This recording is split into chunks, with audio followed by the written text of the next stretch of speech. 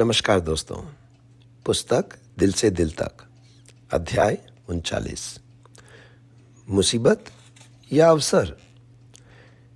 नेपाल में 20 वर्ष पूर्व जब हमने दिल से संबंधित जटिल रोगों का इलाज शुरू किया, तब हमारे पास चारों ओर से काफ़ी गंभीर मरीज आना शुरू हुए।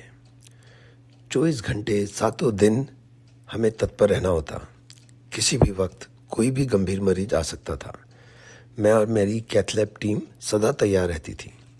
हमारी कोशिश थी कि गंभीर से गंभीर दिल के मरीजों का तुरंत उपचार हो सके। मुझे याद है, एक छुट्टी के दिन मैं अपने परिवार के साथ घर पर ही आराम के क्षण बिता रहा था। तभी हमारे अस्पताल की इमरजेंसी से फ़ोन आया। एक गंभीर हृदयघात का केस अस्पताल में आया था। हम कैंपस में ही रहते थे, अतः मैं दौड़कर अस्पताल पहुंचा। मैंने देखा कि वे वास्तव में काफ़ी गंभीर स्थिति में है। मरीज की उम्र 82 वर्ष की थी। उन्हें गंभीर हृदयघात हुआ था। उनका ब्लड प्रेशर बहुत कम हो गया था और उनकी किडनी की समस्या पहले से ही थी।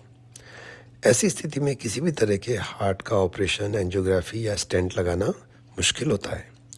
मैंने उनके परिवार वालों को समझाया कि हम इन्हें दवाइयों से ही बचाने का प्रयास करेंगे। उन्हें आईसीयू में भर्ती किया गया और इलाज शुरू करके मैं घर लौट आया।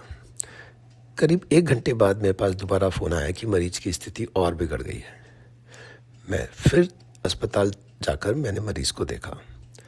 वाकई उनकी धड़कन काफ़ी ख़राब हो गई थी। उन्हें इलेक्ट्रिक शॉक देकर पुनर्जीवित किया गया। अब एक कठिन निर्णय लेते हुए मैंने घर वालों को समझाया कि हम प्रयास करते हैं कि एंजियोग्राफी और एंजियोप्लास्टी करके उनकी ब्लॉक नस को खोला जाए। वे तैयार हो गए क्योंकि वे किसी भी कीमत पर मरीज को बचाना चाहते थे। मैंने तुरंत अपनी टीम को बुलाया। छुट्टी का दिन होने के बावजूद सभी टीम के सदस्य तुरंत आ गए। उनकी एंजियोग्राफी में बाईं तरफ की मुख्य धमनी, जिसे हम लेफ्ट मेन कहते हैं, उसमें 90% ब्लॉकेज था।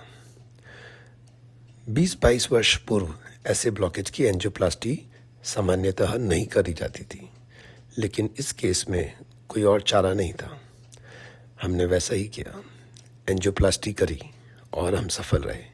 वे ठीक हुए और कुछ ही दिनों में उनकी छुट्टी कर दी गई।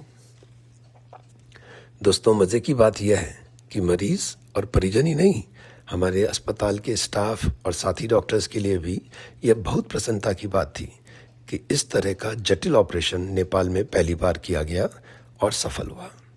हमारे स्टाफ का आत्मविश्वास भी बढ़ा, जिससे कि हम इस तरह के अन्य जटिल ऑपरेशन करने के लिए मानसिक रूप से तैयार हो गए।